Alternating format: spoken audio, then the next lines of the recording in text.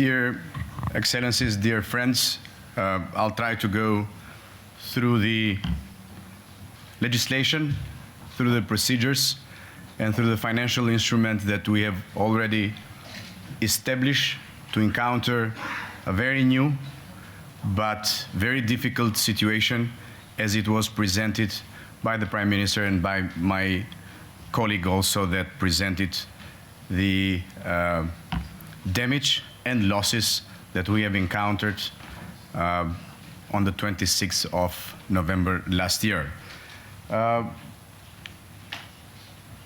This is the reconstruction program. By the way, we have established a new law which deals with the reconstruction program and with the sub-programs in it. The sub-programs would be construction of new buildings and single housing units, and there are more than 5,000 single housing units. Recovery of the existing buildings through grants, and I'm referring to all that are damaged, DC1, DC2, DC3, according to the procedures and terminology that was presented in the PDNA. The social housing fund, rebuilding of public facilities and infrastructures that are so many, and I will actually number them later, and the social and economic recovery measures that are also covered in the PDNA very carefully and in details. I will not stop at the financing gap because my colleague already went through it, but I would like to share with you, this is not a compensation program. In respect of your taxpayers, in respect of your solidarity, in respect of our taxpayers, this is not a compensation program, but this is a shelter, providing shelter program, which is very important. Why do I say that?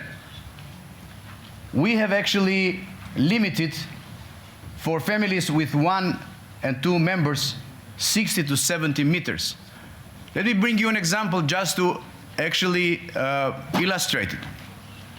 If a family has lost, a family of 2 people has lost in the earthquake a house of 200 meters, the government is not supposed to compensate 100%.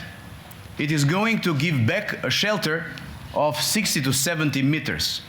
And then, if a family owns 2 houses in the damaged area and both houses are damaged, they will receive 1 according to the number of members in the family, not 2.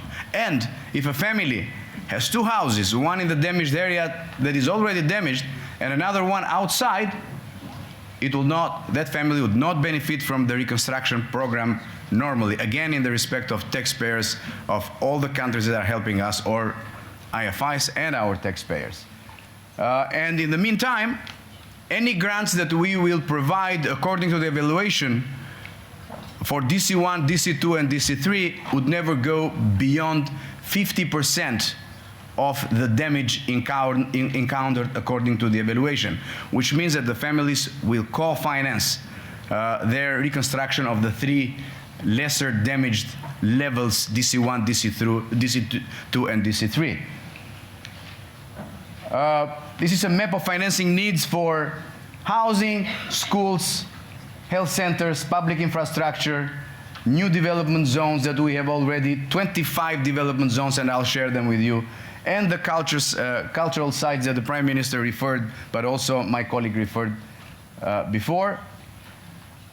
These are the public facilities: 41 schools, 6 secondary schools, 2 vocational training schools, 13 kindergarten, 2 hospitals, 13 healthcare centers, 1 social care center, and then 42 municipal buildings, 1 prison, 33 office buildings, and 85 around hectares of infrastructure.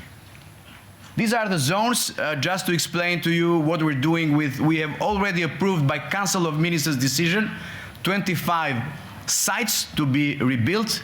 It is the municipalities as our local partners that decide, in consultations with the families, decide the zones where and the sites where it will be built and how. these are 25 zones that I mentioned before. I've just brought here one example, which is a particular zone that is taken over by the Turkish housing entity with 500 residential houses, which would provide, let's say, a full development of the area. It is also a kind of support grant in kind that could be followed by many other countries or institutions if you would decide so later today. This is the map of the procedures and institutions, and legitimately so. There have been many, let's say, questions and many explanations about that, because at the end of the day, here it stands the accountability and the transparency. This is how it goes from the municipalities that are the local partners to the Council of Ministers decision. All the line ministries are part of it. Implementing units would be the Albanian Development Fund, which is a certified institution by the international partner, and the Tirana municipality for the territory within Tirana municipality. By the way, this is a very important graph. Even in a difficult time, we are maintaining the fiscal consolidation. The debt this year is again going to go down, not as speedy as we did the last 5 years, by 3% of GDP, but still it's going down, just to tell you that we are treating the situation in a very matured way, respecting every penny that would actually be spent in the reconstruction program. This is the program. It's by special law. We have already allocated about 106 million euros. It's inheritable and dynamic, and accountability that is very important, and I will stress it again. It is auditable by internal audits, by the State Supreme Audit, and by donors. Any donor can randomly or in a structured way audit any program that has participated or not. And then it is driven by the organic budget law that we have done together with the IMF and the World Bank, and of course the PFM rules that are guarded together with us by the European Commission. This is the budget. I will not stop here. It's a matter of daily work. For the transparency, which would be part definitely at the declaration of intent with all the principles, this is a transparency unique government portal, which would be updated today. People and donors and everyone, institutions, they can check whatever is going on in every program, and the citizen, any citizen can see later when we will input also what is going on with their houses or their zones. This is the decision-making process. Reconstruction, sorry, this is very important, so I would stop again here. This is the reconstruction fund, goes through the Treasury single account. There is a state commission for reconstruction that actually proposes to the Council of Ministers. The Council of Ministers make decision to allocate funds through the single treasury account of the Ministry of Finance to the central government institutions that are probably by Council of Ministers decision implementing unit, local government institutions like the municipality of Tirana, and any other implementing units that could be added along the process.